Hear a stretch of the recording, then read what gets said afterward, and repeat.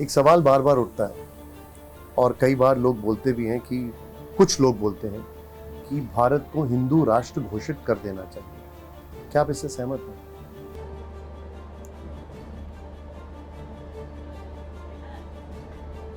हिंदू शब्द भी पवित्र है और विशाल भी है, लेकिन जिस बातों से हम संकीर्ण हो जाएं, वो हमें तो फैलना है, पूरी दुनिया में भारत को फैलना है।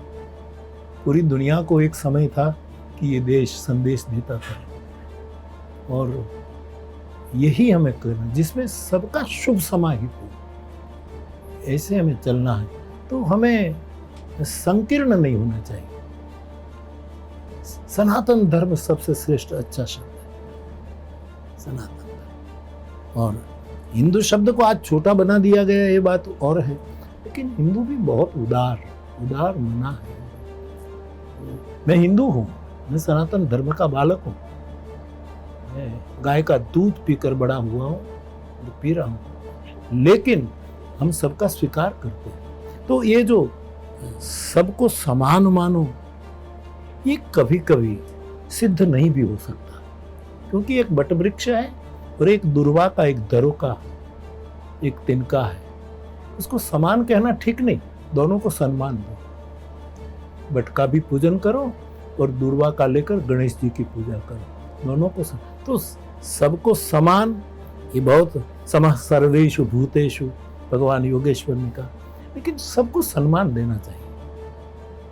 ये मेरी बाबू, कभी आरएसएस प्रचारक जो हैं मोहन भागवत, उनसे आपकी मुलाकात हुई होगी, और एक नए बाबा आए हैं धीरेन्द्र कृष्ण शास्त्री, मैंने देखा उनसे भी आपकी मुलाकात हुई, वो वीडियो भी मैंने देखा। वो हम ललितपुर में कथा कह रहे थे, तब आए थे, मिलने आए थे। हाँ। मोहन भागवत ने कहा कि बिना मुस्लिम समाज के हिंदू राष्ट्र की बात करना बेमानी है। दत्तात्रेय जी से भी आपकी मुलाकात हुई होगी, वो भी कहते हैं कि हिंदू राष्ट्र जो है वो सांस्कृतिक अवधारणा है, इसकी कोई कानूनी मान्यता नहीं, जैसा आप भी कह रहे थे। लेकिन वो जो धीरेन्द्र कृष्ण शास्त्री उर्फ बागेश्वर बाबा जो आपसे मिले थे, आप कह रहे थे ललितपुर में, वो कहते हैं कि हिंदुस्तान को हिंदू राष्ट्र बनाना है, हिंदुस्तान ही क्यों पाकिस्तान को भी हिंदू राष्ट्र बना देंगे। जब इस तरह की चीज़ें आप देखते हो, सुनते हो, चूंकि मुझे पता है आप अखबार बहुत गौर से पढ़ते हैं, तब आपके मन को क्या लगता है? और लोग भी इस पर तालियां बजाते नजर आते हैं। अपने धर्म को सनातन धर्म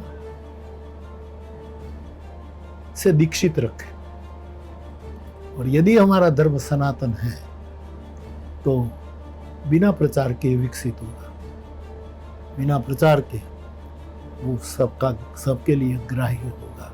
तो कोई नाम देकर किसी राष्ट्र का भविष्य में जो हो ठीक है, लेकिन मैं तो हिंदू होने के नाते मुझे गौरव है। विवेकानंद जी ने भी कहा था, गांधी बापू ने भी कहा था, आज मुरारी बापू भी कहता है कि इसका मुझे गौरव है, लेकिन हिंदू छोटा नहीं बन सकता। सनातन धर्म अब आज की जो युवा पीढ़ी है, हालांकि मैं बहुत सारे ऐसे युवाओं से मिला जो खुद 30 साल के हैं और बोल रहे हैं कि उनके परिवार के संबंध आपसे उससे भी पहले के हैं और वो आपको बहुत मानते हैं।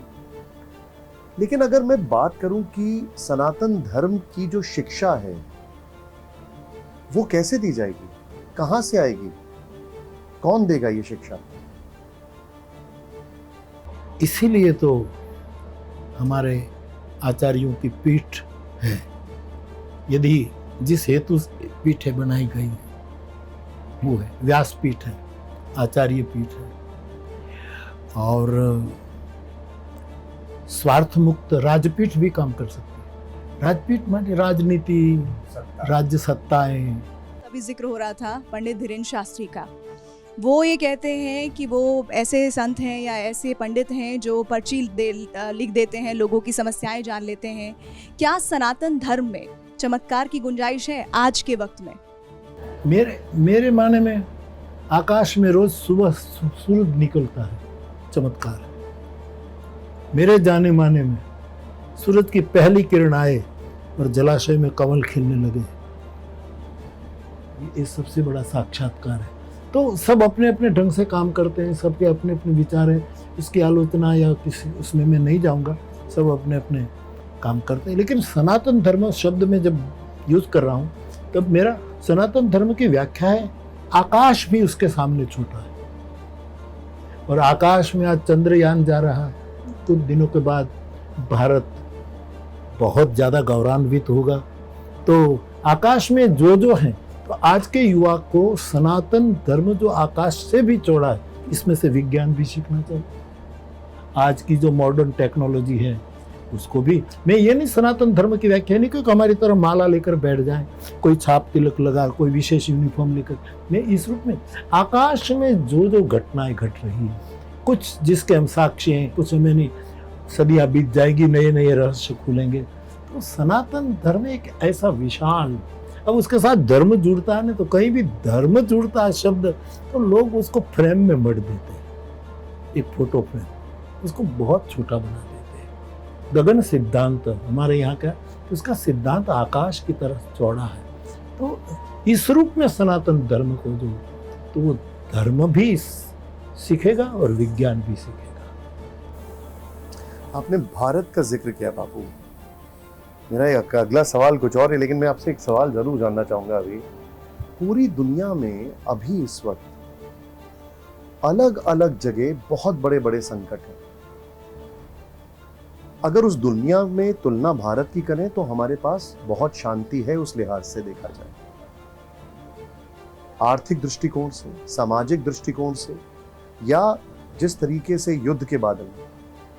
ऐसे में भारत दुनिया में कैसे वो संदेश दे सकता है, या भारत कैसे वो चेंज ला सकता है पूरी दुनिया में, या वो लाने की स्थिति में है या नहीं? न भारत में क्षमता है, ये करने में भारत में पूरी क्षमता है, और पूरे प्रामाणिकता से हम भारतवासी कदम उठाएं ना तो ये हो सकता